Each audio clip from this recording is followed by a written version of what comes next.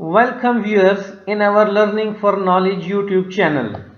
Today we will describe two important parameters which are used in the pre-treatment processes, and these two parameters tell us whether we need pre-treatment or we can directly feed the water for reverse osmosis process for treatment. These two parameters are known as silt density index, abbreviated as SDI, and turbidity. We will describe these two parameters and their importance in the water treatment process.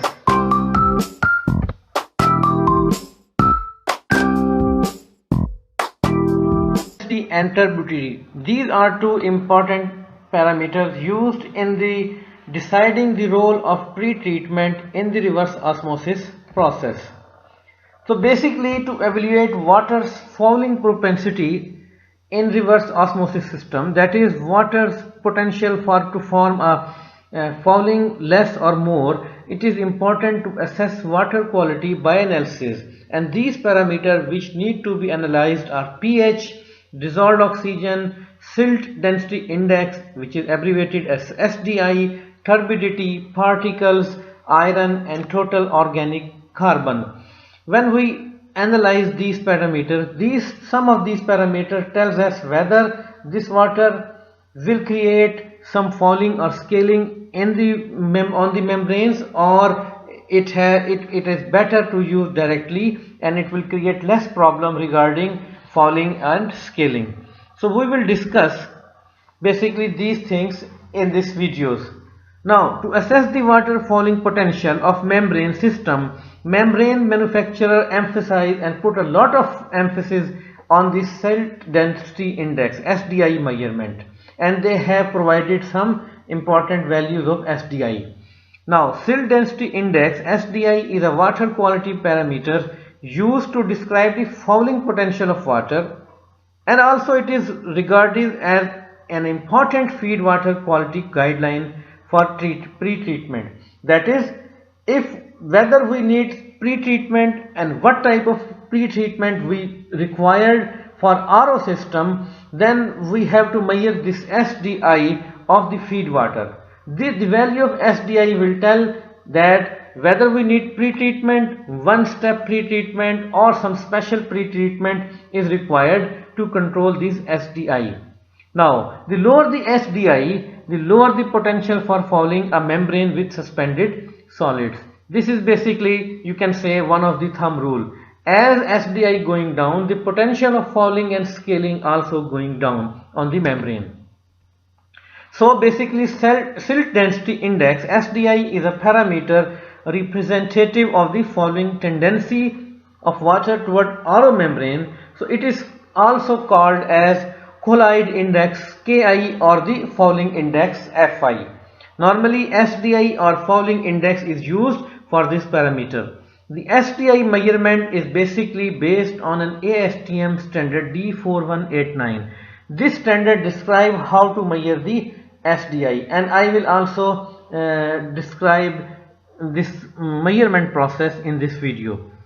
So basically what happened, or what we are going to do in the measurement of this SDI, this SDI measures the rate at which our 0.45 micron membrane filter is plugged when the water is passed through the membrane filter, and keeping the pressure constant at the value of 30 psig or 207 kPa kilopascal. This pressure will be kept constant during the analysis or during the measurement of SDI.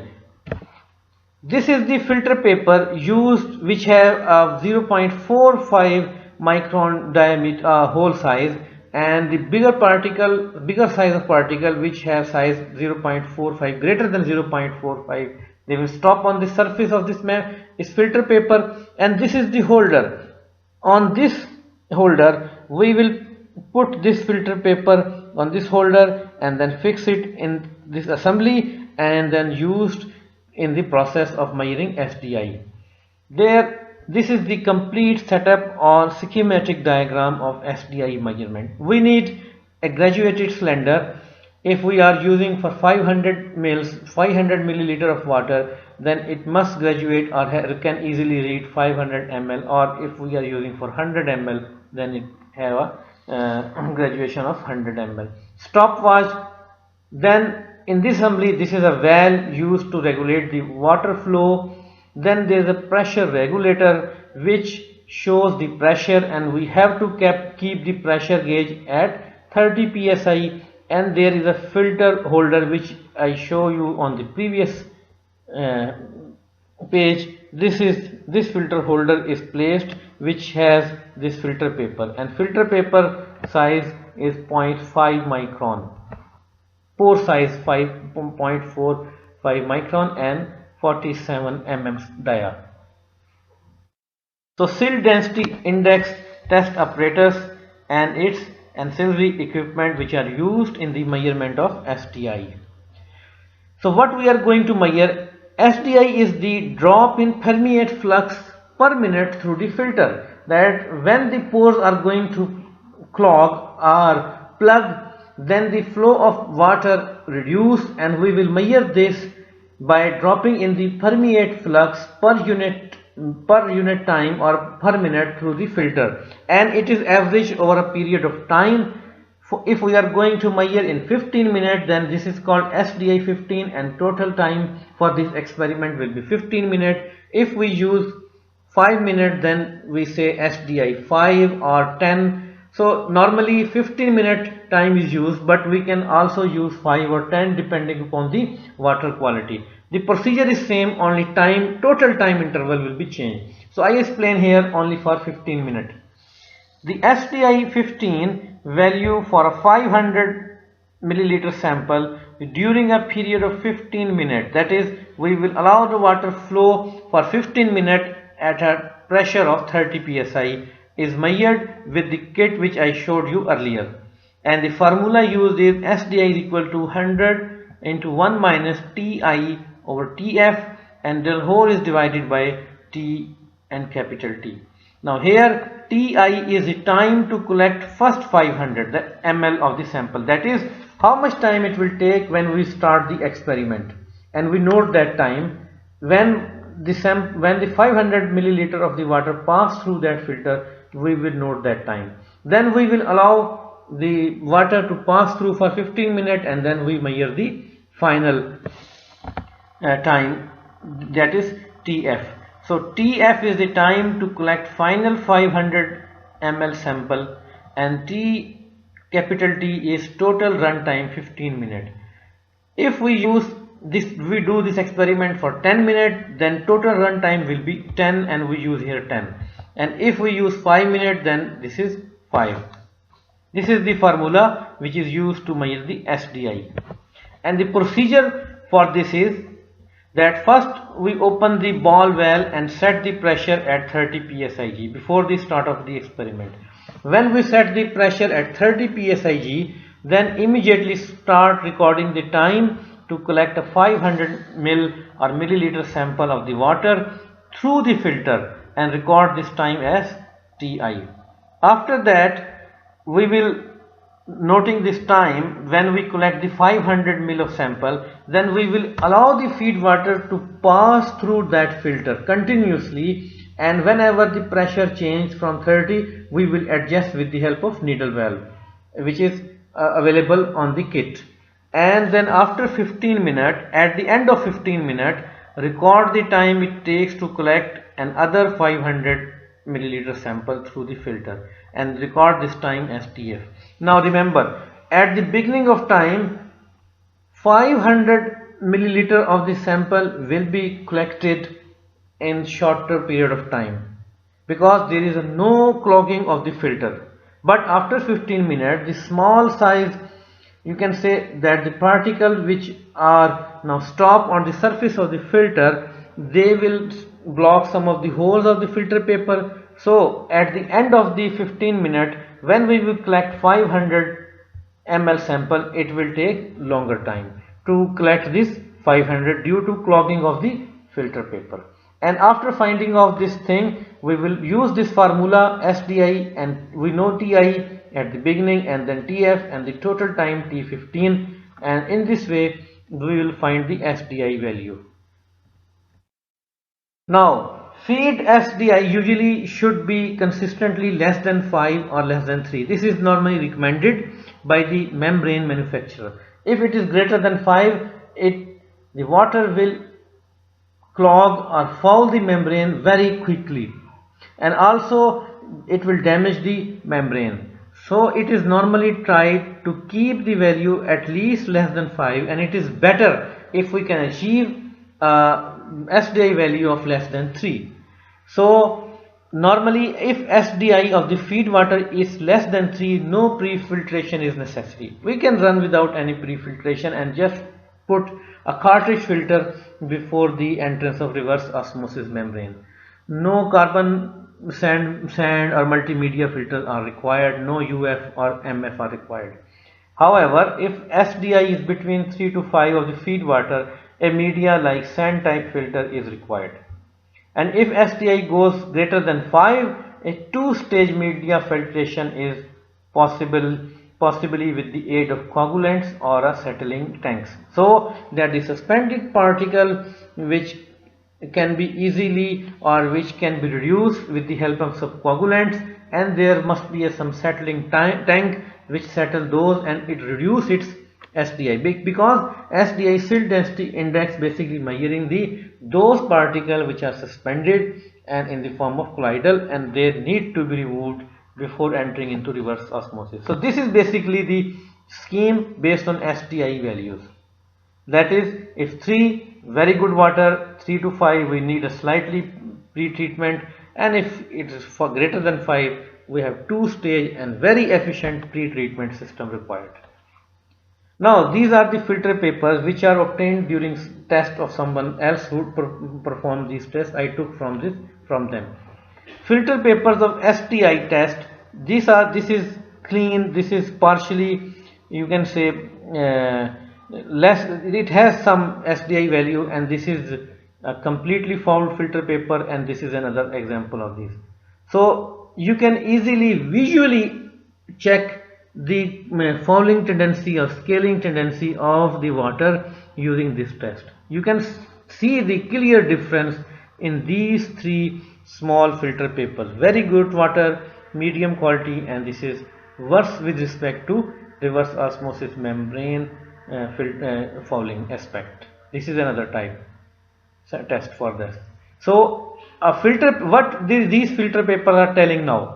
A visual confirmation about the efficacy of the filter process of RO influent water. So we can check with the help of this test whether our pre-filtration or pre-treatment system is working properly or not.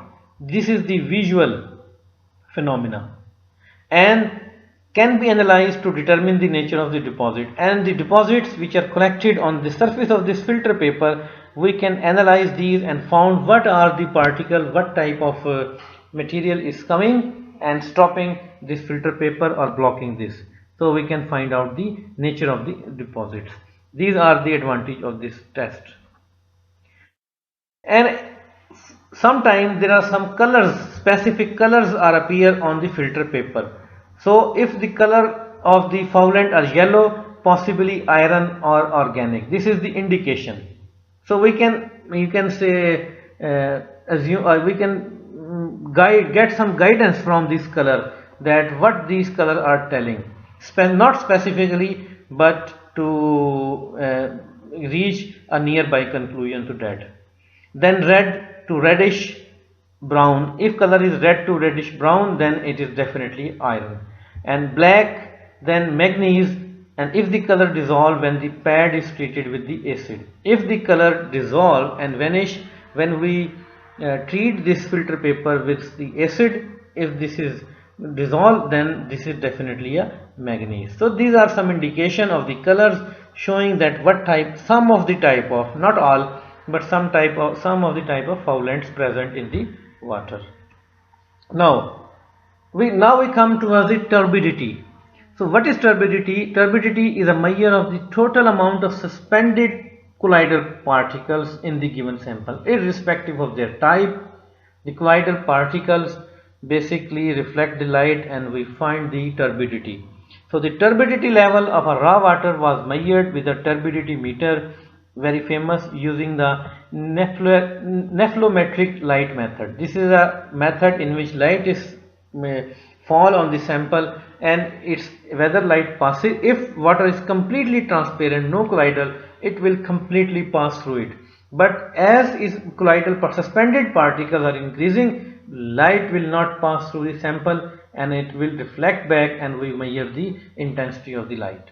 So in this way turbidity is measured. In general, the higher the turbidity, the higher the SDI value in general. However, the sill density index along with turbidity is used to measure the potential for fouling with colloids and other suspended solids.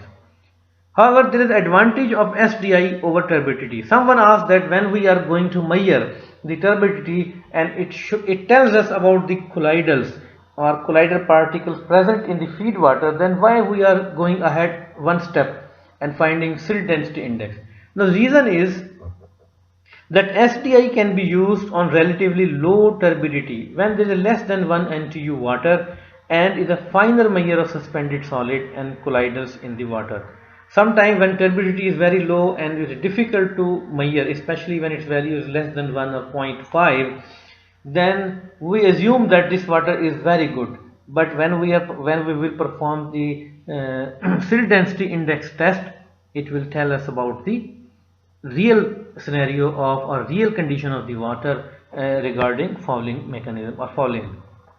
So however, with the very low turbidity, less than 1 or 0.5 NTU still causes unacceptable membrane fouling. It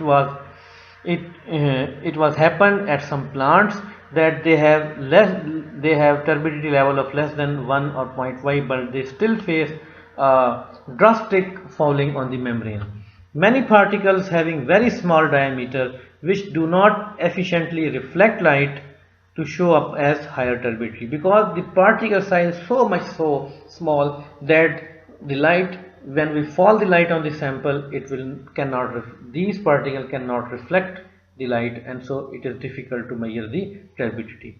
These small particles can quickly foul spiral wound RO membrane. That's why we go one step ahead and find the SDI to further confirm whether there are some foulants present or not. Now there is a lot of advantages of SDI, but there is slightly, or you can say, one or two disadvantages or drawback. We cannot say disadvantage, drawback of SDI measurement. What are these? The SDI measurement basically a useful indicator with respect to the fouling potential of the water. However, this index does not provide any information regarding the nature of the foulants passing through a 0.45 millimeter micron membrane, 0.45 micron membrane, and the risk of biofouling, the membrane that is filter paper. And it has a limited capability in measuring fouling potential due to other foulants such as colloidal deposition and organic adsorption. So we cannot know that due to foulants which are passing through that, and what type of those colloidal depositions and organic adsorption which pass through those filter paper. So this is a small drawback of using SDI, and that's why this fouling index is further changed and modified and get another type of index which is known as modified fouling index, MFI. Maybe we will describe that in the coming videos in this series. So I hope you learn about this, and then if you have any question or any question about these SDI measurement and SDI values, you can ask and through comments of this video. So see you next time in another video which is very definitely related with the water treatment and other aspects. Thank you very much.